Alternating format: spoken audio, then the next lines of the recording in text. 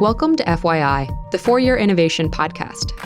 This show offers an intellectual discussion on technologically enabled disruption, because investing in innovation starts with understanding it. To learn more, visit arc-invest.com. ARC Invest is a registered investment advisor focused on investing in disruptive innovation. This podcast is for informational purposes only and should not be relied upon as a basis for investment decisions. It does not constitute, either explicitly or implicitly, any provision of services or products by ARC. All statements made regarding companies or securities are strictly beliefs and points of view held by ARC or podcast guests and are not endorsements or recommendations by ARC to buy, sell, or hold any security. Clients of ARC Investment Management may maintain positions in the securities discussed in this podcast. Welcome to FYI. I'm Simon, one of ARC's genomics analysts, covering things like DNA sequencing, molecular diagnostics, and synthetic biology. Now today, I'm mostly going to be wearing my diagnostics hat because we're going to be talking about the state of genetic testing in the US. So the central technological enabler of things like precision medicine and genetic testing is DNA sequencing, which has slid down one of the most staggering cost decline curves in history. The Human Genome Project, which wrapped up in 2003, was the scientific community's first real attempt at sequencing the entirety of the human genome. So this project took about a decade. It required labs all over the world to contribute data and cost around $3 billion when all was said and done. Flash forward to today, that same sequence can be assembled in minutes for as little as $500. So obviously, we're not all getting our DNA sequenced when we go to the doctor. So what gives? Well, part of the reason is because we wouldn't know what to do with all that information if we had it. Though this limitation is beginning to disappear as we discover more about the genome and connect it to disease. There are numerous other barriers to translating genomics into clinical practice, not the least of which, again, is cost. Now, the landscape has changed so rapidly that many stakeholders, such as you and me, so patients, policymakers, physicians, and insurance providers, all of them have struggled to gather and make sense of how quickly everything is changing. Enter Concert Genetics, the Genetic Health Information Network. Concert is a technology company that employs state-of-the-art data science to lend transparency to the murky ecosystem of genetic testing. Their platform generates really granular insight and intelligence on some of the pain points that exist within the clinical adoption of genetics. Things like insurance, billing, ordering, utilization gaps, physician and patient education, and obviously pricing. So this week, I'm really excited to talk to Rob Metcalf, the CEO of Concert Genetics. We're going to dive into the present and the future of genomics and how the most innovative companies are systematically addressing all of the barriers to the clinical adoption of genetics. Yeah, so Rob, thanks for joining us. I think the first thing that I'd like to start off with is actually your background. I know that your previous experience was in a little bit of an adjacent industry, right? So things like machine learning, information technology. I'd like to learn a little bit more about how you got involved with Concert and healthcare broadly. Yeah, well, thanks for having me. I'm great to be here. A little bit, about my background. So I've been the CEO of Concert Genetics for the last 4 years. And as you said, I was in a different world, not in the healthcare world very much at all before, although living here in Nashville, it's hard to be too far away from healthcare. But I was running a artificial intelligence machine learning company, and we were focused at that company on unstructured data and how to apply these emerging algorithms and parallel processing and cloud infrastructures to solve a set of very real problems initially in national security, but then in financial services and then a little bit in healthcare. And I got into that from after about 5 or 6 years of running companies at LexisNexis Reed Elsevier. So running software and data businesses and kind of seeing how the landscape of data software was changing how businesses were run. And so I got to be really, really interested, particularly at the intersection of these kind of hard science, math, computer science problems and then the business problems. Like, what are the real Mm-hmm. things that you can go out and do with these technologies? And at the previous company, Digital Reasoning, we were solving some really interesting ones, like how to find kind of bad actors in human trafficking and how to read through in highly regulated environments communications and find insider trading or insider threat, and kind of not just understand how the technology worked and innovate for innovation's sense, but really start to apply that to go and solve real problems. And so I was able to kind of make a transition about 4 years ago and became the CEO of Concert, introduced through common investors, et cetera. But I was, for very, very similar reasons, was very, very interested in how sort of math and science and chemistry and biology and healthcare would evolve. I saw genetics, genetic testing, personalized medicine as kind of one of those unique problems that had enormous potential. So really big as a business person, big market, had a real need for people who could kind of come in and think in innovative ways and figure out what the problems were that needed to be solved. And so the founder of the business, it's now called Concert Genetics, at the time it was called Next GXDX, was looking for a business partner and invited me to come in. And really the skill set that I had lined up well with the CEO role. And he took on the role of the Chief Innovation Officer. And that's just been a great experience ever since. Right. So I know you mentioned, you talked about unstructured data. It sounds like based on some of the areas that you were in before Concert, you were dealing with a lot of murkiness and things that were a little bit, kind of hidden.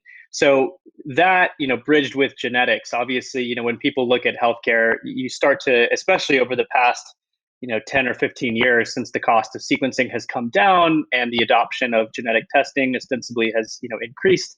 I'm wondering how you've bridged those two, right? Because healthcare information, a lot of it was manual, a lot of it was kind of hidden and difficult to assess. So maybe to narrow in on a question, why genetics and why now specifically?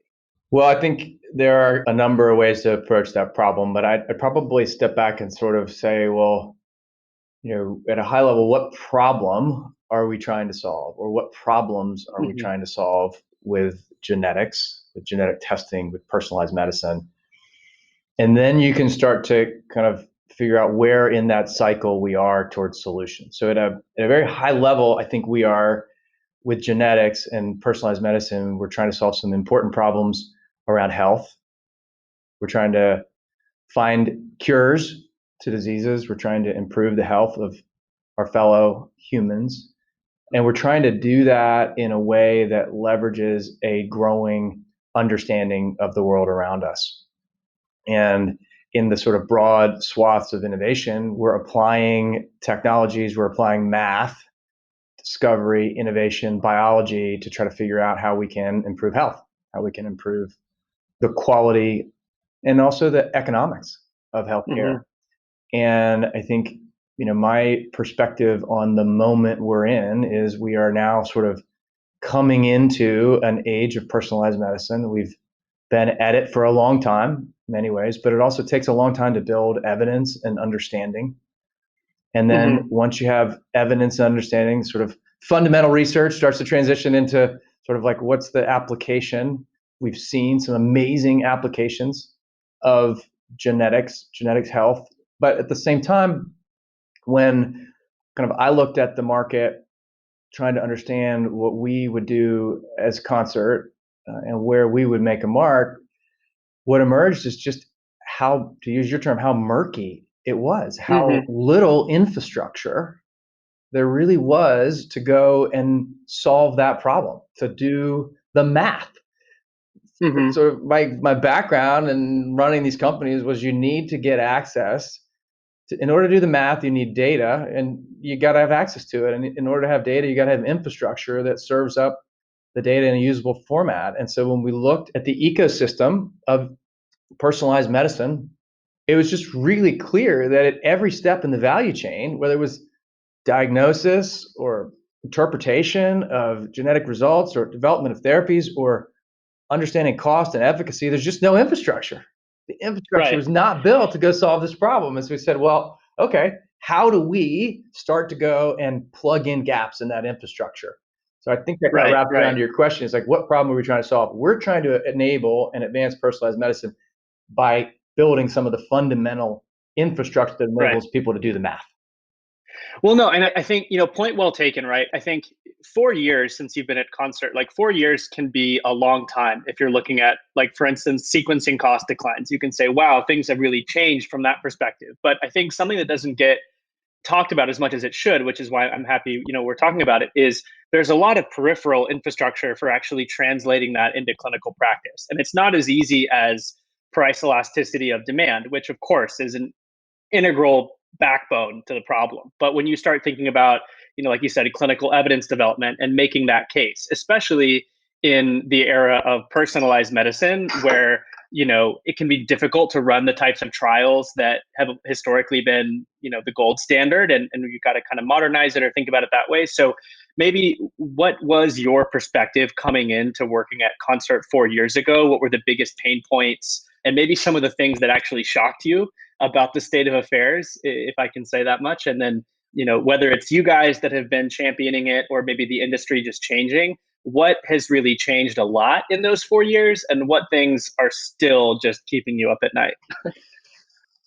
Well, since I came into healthcare really as an outsider 4 years ago, I mean, I think my understanding was at the time much more like most folks. Think about healthcare, you think about your doctor, you think about procedures, you think about hospitals, think about Hmm. getting sick and getting well again. And I think those are all important things. But I think the things that we started to get into, and we tried to understand what was happening in genetics, was the healthcare system and healthcare economics and the Hmm. business of healthcare and the interrelationship between all of those different aspects, and trying to piece together in a logical framework what was happening start to finish as it relates to sort of the life cycle of genetics in the healthcare ecosystem. So from diagnosis, from genetic test to interpretation to therapy to payment. There are Hmm. huge, Hmm. and then ultimately to learning, which is sort of where we want to be in these highly dynamic, complex areas. My realization was just how different the business of healthcare is from what generally people think about healthcare. And then the sheer volume of intermediaries, the number of players, the fact that the business of healthcare is massive, but also multiple industries, what a provider is interested in, what a physician is interested in, whether that physician works for the hospital or health system, just every big area gets broken down. Payers, your large national payers, payer perspective from how they handle their fully insured business to their administrative services only business, private payers versus government payers, laboratories, broad-based general laboratories, innovate. I mean, you just go on, and then the number of systems and number of, as I said, intermediaries that you have to deal with if you want to go in and start to solve some of the problems in healthcare. You want to start to measure outcomes. You want to start to understand efficacy.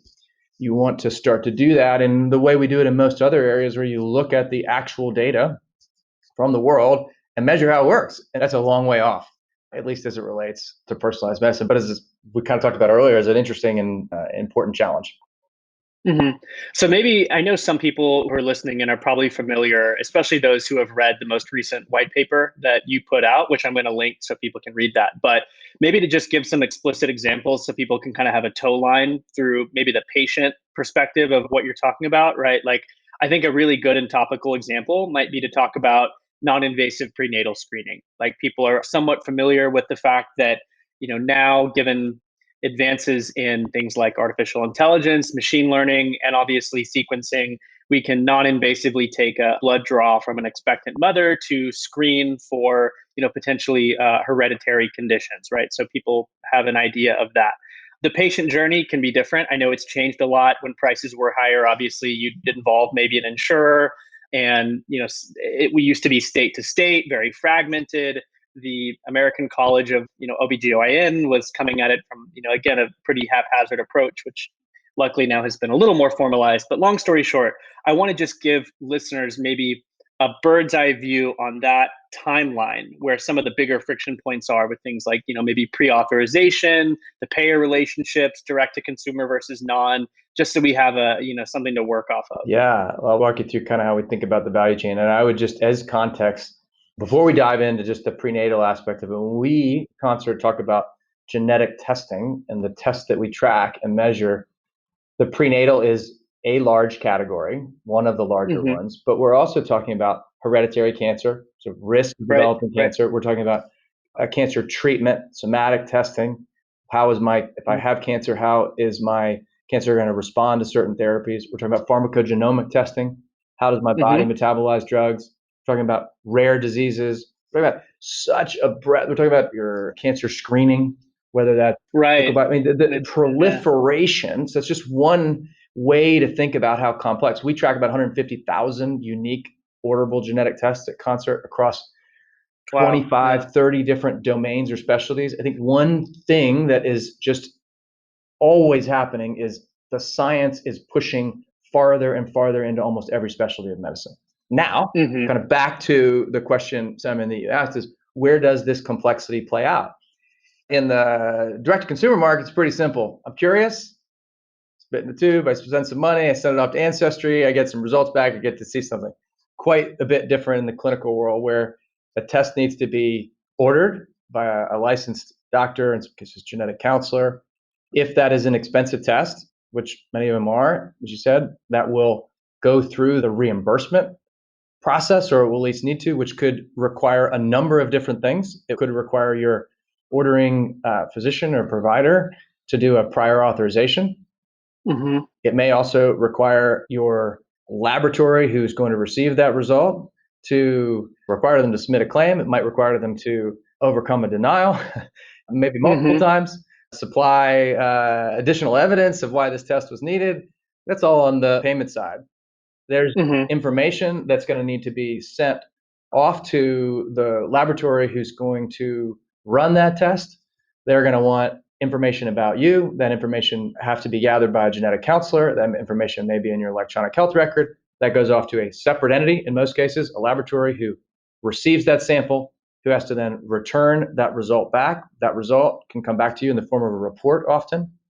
Here's what we learned. Here's the evidence supporting it. Here's what needs to happen. Your physician, clinician will have to receive that report, will have to understand that report, explain it to you, and then hopefully make the right set of recommendations that you then go and follow.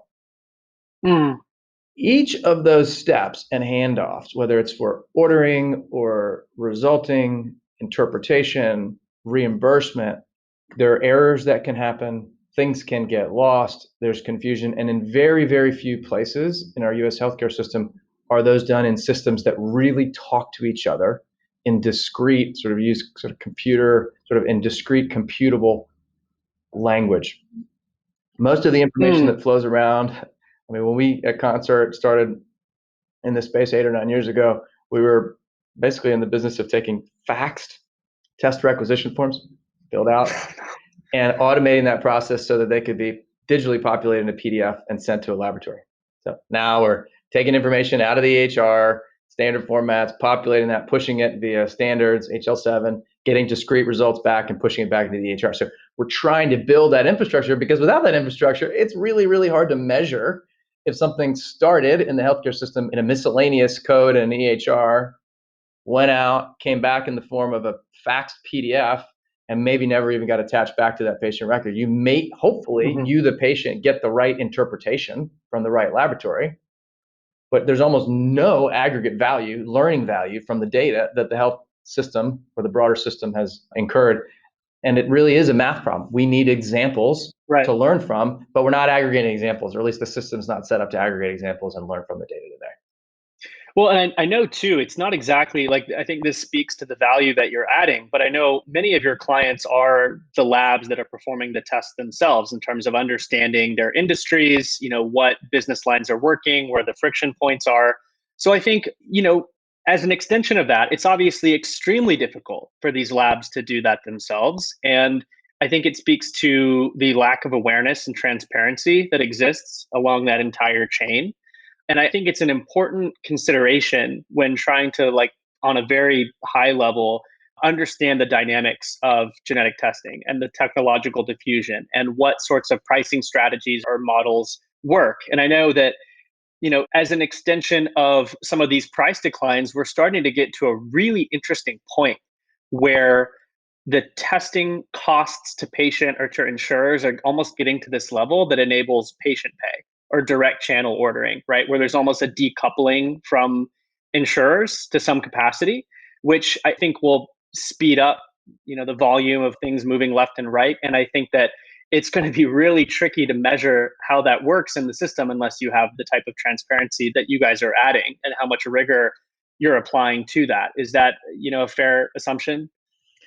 It's all correct. And I think it's probably worth just describing. So I definitely want to spend some time on the sort of the patient pay dynamic, the cash pay dynamic that's at work in genetic testing. But it is also worth describing, just with a slightly more granular level of detail, some of the complexity that occurs when you want to get paid by an insurance company in this space. So Mhm. we work with, as a US healthcare system, we work within certain standards, ICDs for describing conditions and CPTs for procedures and ordering. When you look Mhm. at a claim, which is kind of the fundamental element of getting paid if you're a laboratory, we analyze claims all the time at Concert. And one of the unique aspects in our space is just how many CPT codes are used to describe a single test. These tests have gone from being Mhm. single gene tests to being Yeah. multi-gene panel tests. The incremental cost of running an additional gene on next generation sequencing is zero. So you've got panels proliferate. That's basically what's being done, multi-gene tests in the market. And the coding system, then there's enough sort of flexibility and beauty in the coding system that you can have multiple ways. And there are many different stakeholders. We track 250 different laboratories. There are, 100 or more payers. And so what's happening is you've got a language for communicating between laboratory and payer. The fundamental economic element is a claim, and that claim has, on average, we track about 7 CPT codes per test with thousands of different Mm. CPT code combinations. So if you're trying to kind of wrap your head around at it, even as an individual health insurance company or payer, what's happening, it's really, really complex. We quite literally wrote Mm. machine learning algorithms, patented algorithms, to figure out from the perspective of a payer what was being described by the claim. Mm. Think Mhm. about what that entails. So payer gets a claim, they don't know what's on the other end of it, commercial payer.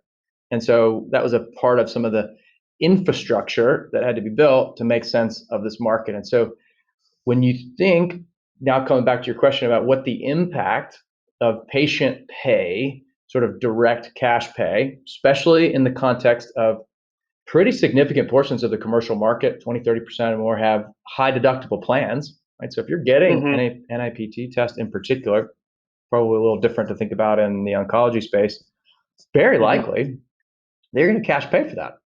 Whether it runs through your Mhm. insurance company or not, you're on the hook for it. The Right. dynamics of pricing are entirely different when there's a consumer doing cash pay.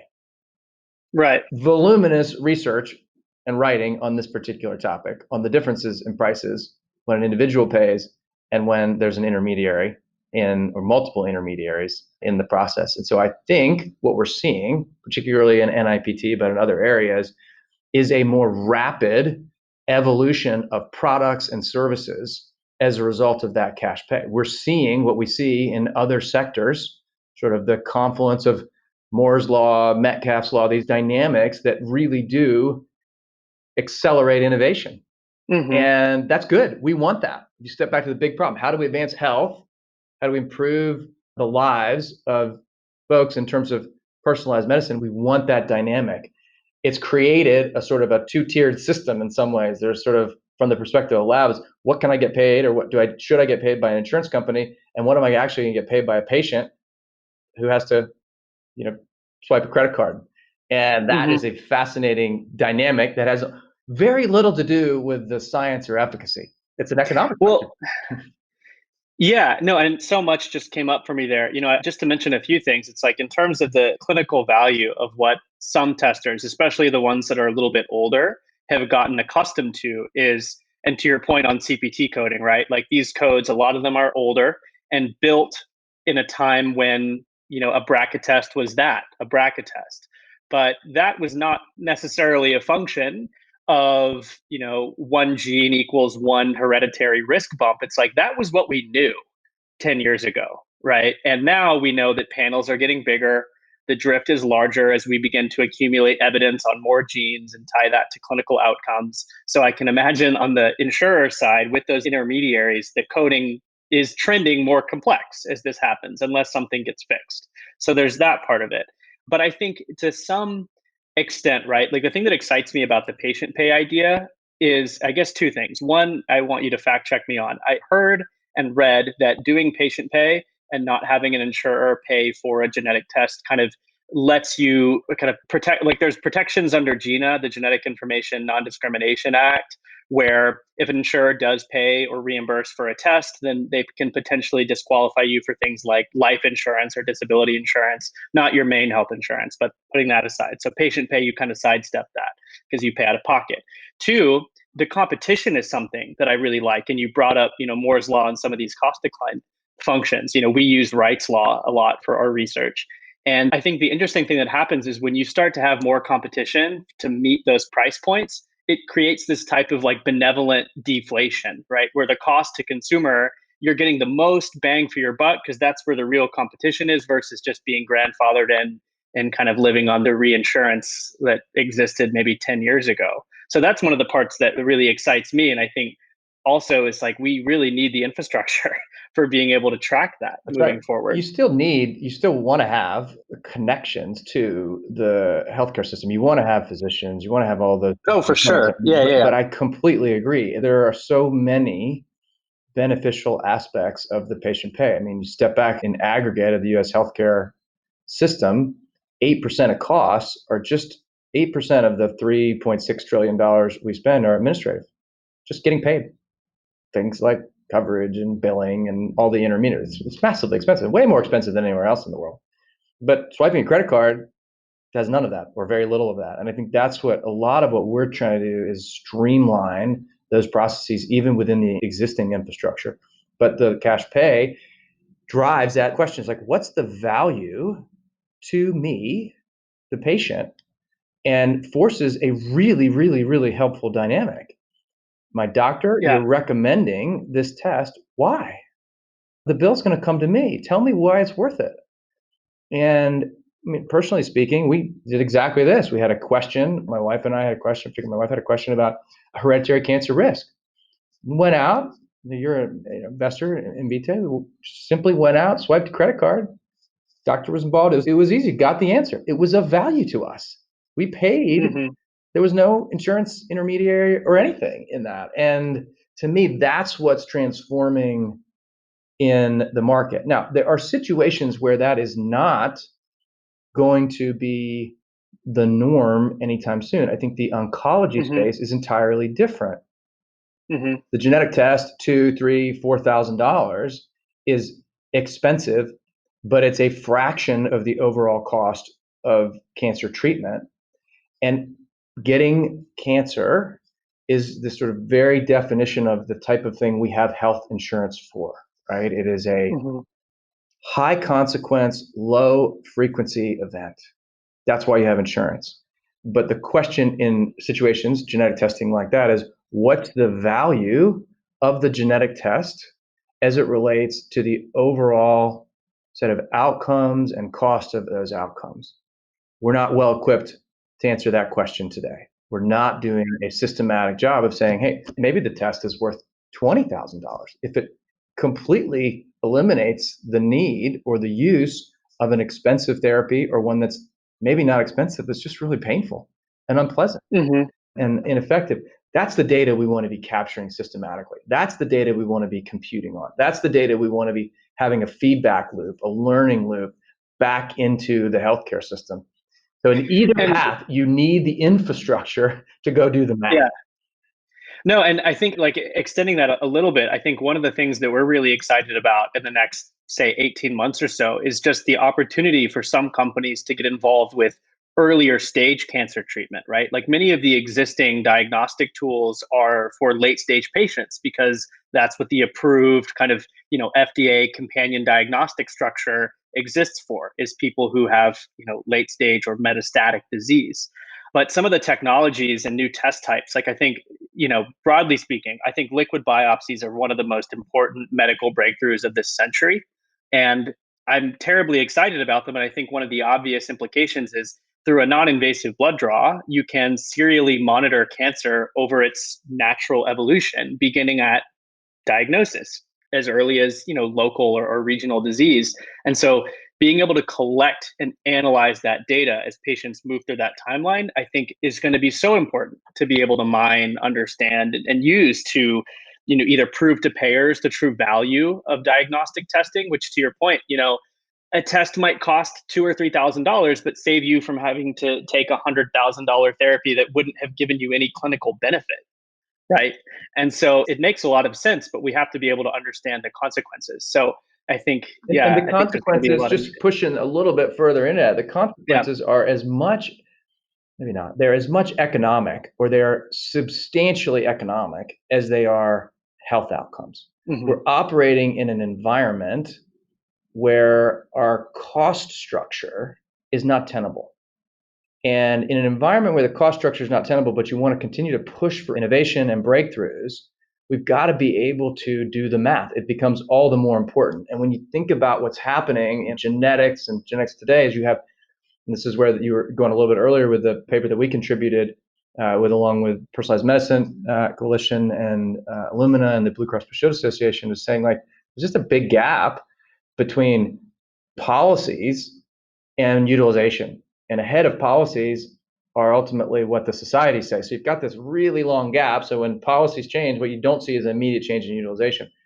Well, what we really want to do is make that process data driven, and we want to compress it, and we want to do it in a manner where we can understand the economics simultaneously. Where's the value? What's the the incremental benefit of this? What's the difference between a cure and a treatment? What's the difference between a year and 5 years? Like those are math problems themselves that our system does not do. Really, no one's system does a very good job of, but ours in particular does not do a good job of today. Right.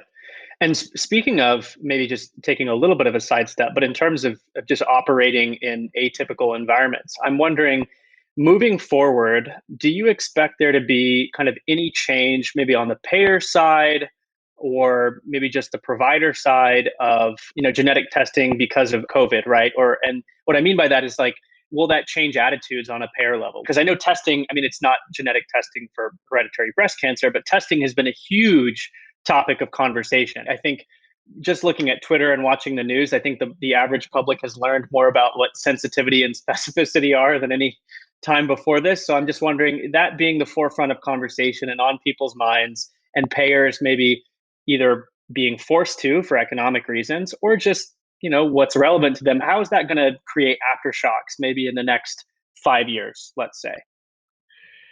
Well, I think it does a couple things. I think it has absolutely heightened everyone's awareness of diagnostics. I mean, of testing. There's just no doubt. I mean, whether it's trying to understand what's going to happen with the NBA and the NFL, like any aspect of life is like, how quickly can I get a test? How long does it take to get back? Do I get on a plane? Can I do any number of these different things? So I think there's definitely an awareness of that. I think we've seen in very real ways some of the limitations of our infrastructure, right? Just trying to get an accurate count of number of tests, number of positives, deduping those things, understanding, doing it in a secure way. Like we just don't have very good, it's just taken a lot to get there, and there are still pretty significant gaps.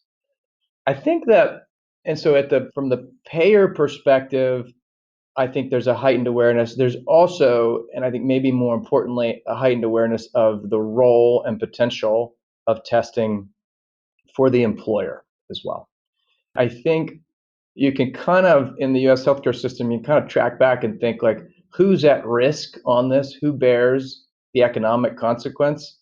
And then what's their level of awareness of the challenge or the problem? And I think as it relates to diagnostics, I think the employers are, the faster we can get the economy going, the faster we can get employees back in, the more effective the testing mechanism. They can say, oh, this has a role to play. This isn't just drug screening, on employment, this is like more core to the lifeblood of what we do. Entire industries can't go on until, we're here in Nashville, like people love an instantaneous test, right? You could have a musical event, and in person, if you could test everybody in under a minute. You could do it as you walk in, as opposed to we've got tons of people who can't do that. So I think that aspect will change. I think we're still a little bit of ways from where I think this goes over time, which is sort of looking at healthcare, particularly at an economic level, and looking at therapies, costly and otherwise, as all to some degree being personalized, and wanting to think about those therapies as something that we can measure ahead of time for whom something will work and to what degree. So, in genetic testing data, that's largely sort of pharmacogenomics and somatic or oncology testing. But that logic applies to a lot of things that are much broader. So I think that part is not there yet, but my sense and hope is that that's where there's a much bigger role to play for testing, for diagnostic, genetic testing, among others, as we think about that, like how do we innovate and how do we get more for our healthcare dollar? Well, and the pace of innovation too with these different stakeholders, right? Like I know we've talked about the larger, public payer, obviously CMS, but then, for better or for worse, you can talk about private payers and put them aside. But it's like, in terms of the agility of some of these entities, it's like employers are kind of below that. And some sizes of it, like some companies are the size of the beneficiary groups of some private payers, right? There's almost this interesting dynamic where, because of, as a repercussion of COVID, and companies kind of making these decisions about, hey, how can we give these or pass these benefits along to our employees and bring them back online quicker or give them better quality healthcare, especially, and maybe this is a good thing to kind of take the conversation to, but this rapid adoption of telemedicine and Internet of Things and distributed devices kind of collecting information as you go, whether it's to like manage a chronic condition or track response to therapy. It's like, we are producing more data, healthcare data, than we ever have, right? And I think obviously there's a lot of intelligence to be mined from that.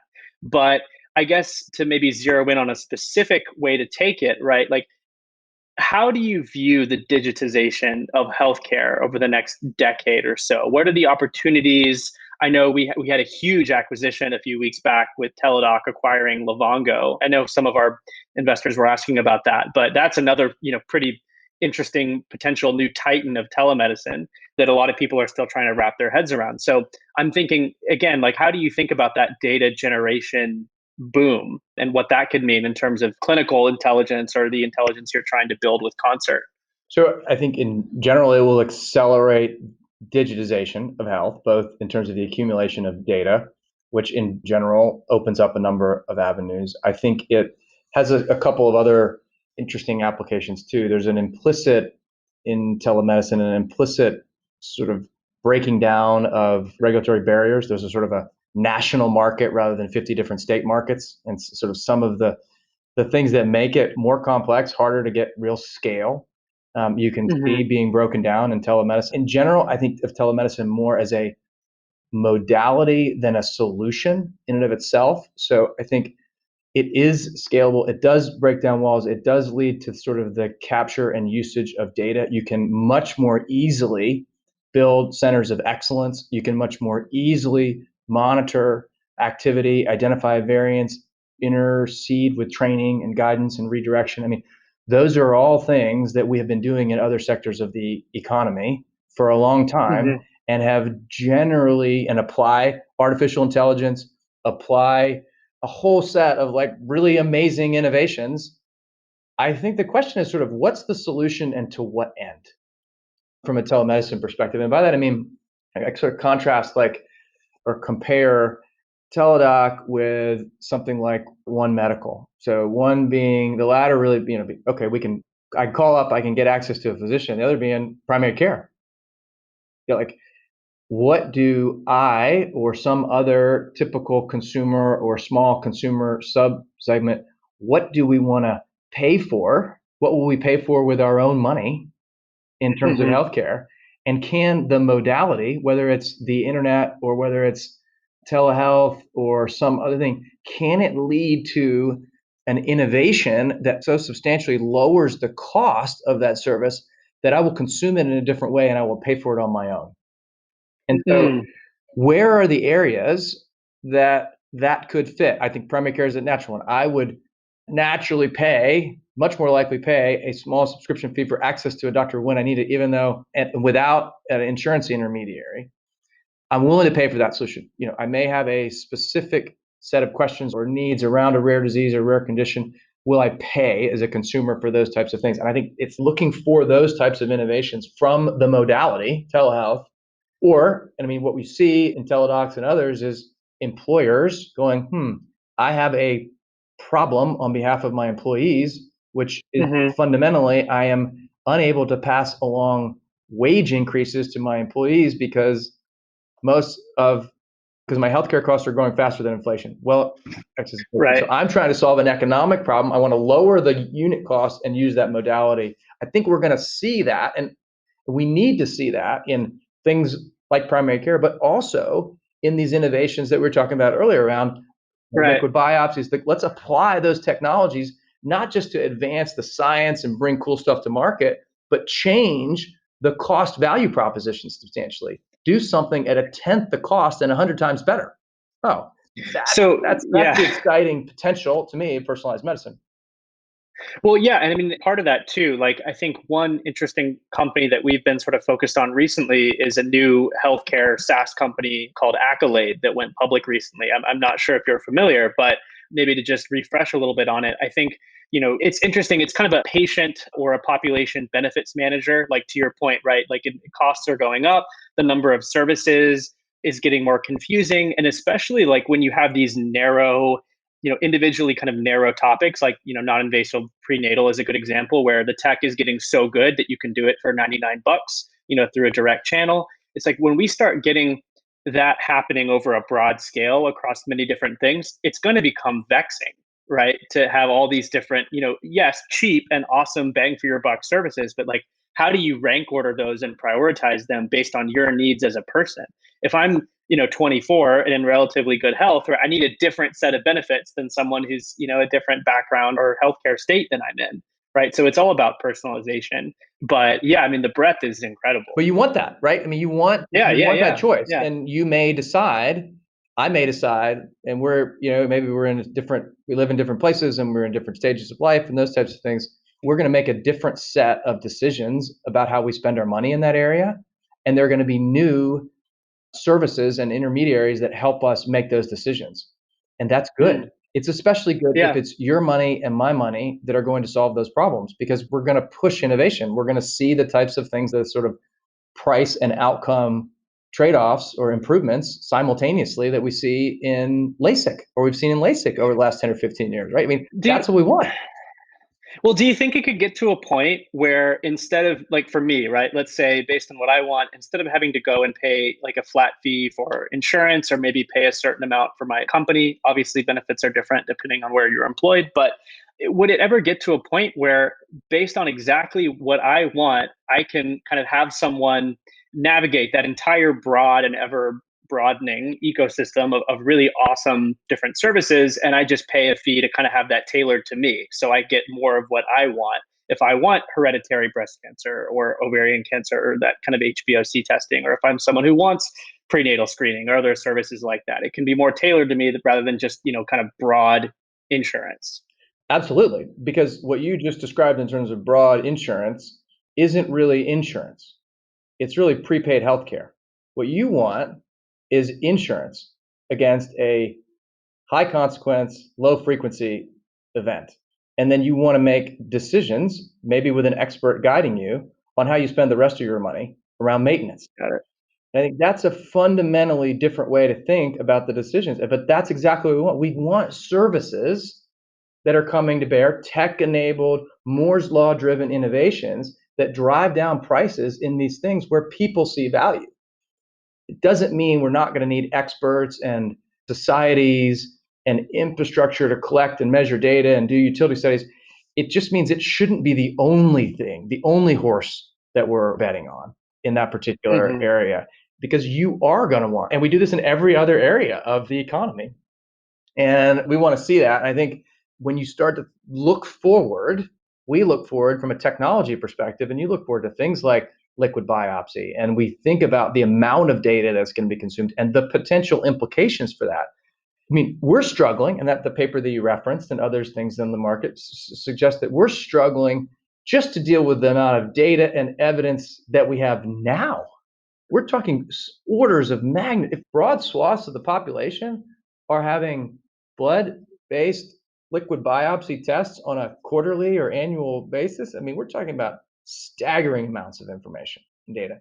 How is the infrastructure, the healthcare system going to deal with that over the next 5 years? It's going to break. We're going to need new things that replace it and new mechanisms and models for understanding and then pushing back into the healthcare system the learnings. And I think that's what's just super exciting about this area. Yeah, and I think one of the last things I just want to end on here is, with all of that said, maybe talking a little bit about the Genetic Health Information Network Summit and how stakeholders can come together and kind of have a place to talk about these issues and understand that, to some extent, it's just a matter of time before we get to that stage with all of the momentum and the evidence that has been built and is building. I think I'd maybe want to just touch on that a little bit. Yeah, I think it kind of comes back a little bit full circle to where we started. But so what are some of the problems that we're trying to solve? And one of them that we realized around personalized medicine, around genetic health, was that it's a multi-stakeholder problem. We should all be trying to serve the patient, but there are very different stakeholders or very different roles, and providers and health insurers, laboratories, pharmaceutical companies, government, whole set of stakeholders. And what we kind of realized was there's not a good place for those stakeholders to come together and think and talk and solution around what's needed to go and be able ultimately to build a learning ecosystem so that we can better serve the patient, the member, whichever kind of health consumer, depending on your perspective. And so what we designed and won't be able to do in person, but are kind of doing in a little of a virtual fashion this fall is this Genetic Health Information Network Summit, which is, hey, let's get leaders who are in organizations of influence and in positions in those organizations to come together in a non-attribution environment. We did it in Nashville. It's a fun place to get together, especially when we can actually be in the same place. And we put people in a room and we had a bunch of different activities and discussions. And we said, hey, the basic deal is here, we're going to talk honestly about some of the challenges. It's not going to be on an attribution basis. And we're going to follow up and we're going to make public the themes and the discussions and the potential solutions. And we Concert are going to provide some sort of continuity there. But we actually want to have a tense discussion around things like payment with leading organizations who set standards, with leaders at health insurance companies, with laboratory executives who are trying to get paid. All of those people going, sometimes it's your fault. No, it's your fault. And what you actually end up in that convening moment, when done right, is people going, oh, I own a part of this. I own a part of this. I'm pushing this here and I can maybe do it a little bit differently. And you gain that sort of empathetic perspective of the complexity of the problem. And that is really, really important because change does not come from just big organizations and government sort of decrees. It actually comes from people, relationships, understanding the problem, defining the problem, and then beginning to work together. And a lot of the stuff that we've done, we've just kind of learned from these lessons. We at Concert, the company, have really been going, okay, these are the types of problems, whether it's test identification or whether it's understanding downstream impact on particular therapies or whether it's integration with EHRs and lab information. These are practical problems that need solutions if we want to get to that place in the future. Right. And so, I definitely, again, just want to point people to I'm going to source the paper below, but the white paper you guys put out on, it's just such a great way to understand all of the barriers to adoption of some of the most common tests that people may be familiar with. Again, we talked about prenatal testing, but also things like whole exome sequencing, I think, correct me if I'm wrong, for rare disease and comprehensive genomic profiling for people with cancer. So I think maybe the last thing just to end on is for people that do want to learn more about Concert or potentially get in touch or just stay on the news flow for what you're putting out, is any way that they can follow you other than just going onto the website, any sort of subscriber or newsletter, anything like that would be great. Because I know a lot of people after this are probably going to want to just hear the state of affairs moving forward. Yeah, we'll provide links to those, Twitter and LinkedIn and newsletters, all that good stuff. Happy to do that. Okay, cool. And we'll have pointers on there as well. So anyway, Rob, thanks a lot for joining us on FYI. Appreciate it. Great conversation. And I'm sure we'll talk soon. Awesome. Thanks for having me, Simon. Really appreciate it. Have a great day. Absolutely. Yeah, you too. Bye-bye. ARC believes that the information presented is accurate and was obtained from sources that ARC believes to be reliable. However, ARC does not guarantee the accuracy or completeness of any information, and such information may be subject to change without notice from ARC. Historical results are not indications of future results. Certain of the statements contained in this podcast may be statements of future expectations and other forward-looking statements that are based on ARC's current views and assumptions, and involve known and unknown risks and uncertainties that could cause actual results, performance, or events to differ materially from those expressed or implied in such statements.